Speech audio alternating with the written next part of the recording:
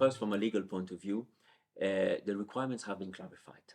The judgment of the Court of Justice, so-called Schrems II judgment, that was really our mandate in this negotiation when it comes to governance access, national security access to data, what kind of safeguards in terms of necessity, proportionality, access to a court you need to find in a foreign system, to be able to consider that foreign system as providing, in the jargon of the GDPR, an adequate level of protection. This time, we had a set of requirements established by our highest court in Europe. That didn't make the negotiations easier, because those are very complex questions in terms of balance between individual rights and collective security, if you want, national security.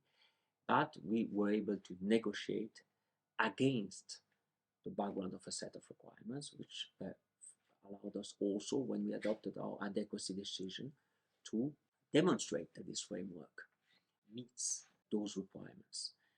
In the executive order that was adopted by President Biden, necessity and proportionality are not just mentioned as concepts that are just dropped there in this document. They are defined. And they were further specified, because of course the executive order had to be implemented by each concerned intelligence agencies. They have been further operationalized by the rules that govern the operation of each intelligence agency. And we have defining necessity and proportionality in the executive order itself, so that first, the requirements for the intelligence agency are clear, but that also the rights, safeguards that individuals can invoke, including before the new data protection review courts, are clear. When it comes to this test of necessity and proportionality, first we have the executive orders defines what are purposes that can justify surveillance and objectives that can never justify surveillance. Amongst the latter, you have, for instance, restrict freedom of expression, discriminate, give a competitive advantage to companies. For us, that starting point was essential, because you are applying then as necessity and proportionality test against what? You need first to define what is your starting point, what are the lawful objectives and what are the unlawful objectives, to then be able to decide whether and to what extent you can carry surveillance. Surveillance must be as tailored as feasible. It cannot disproportionately affect the privacy of individuals. Agencies, intelligence agencies, have to take into account a number of factors when taking those decisions. The gravity of the threat, the duration of the surveillance, the likely impact on the rights of individuals, the intrusiveness of the surveillance.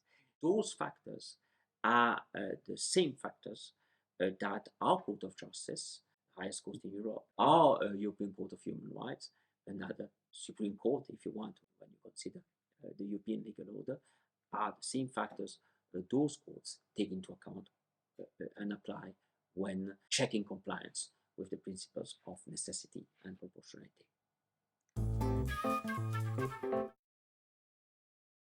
The fact that our decisions are tested, the fact that there is litigation, is a positive factor.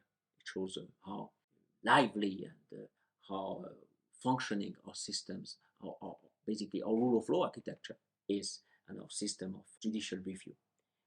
We firmly believe we can convincingly defend this framework against the requirements set by the Court of Justice. The success, of course, of the data privacy framework will depend on all actors involved.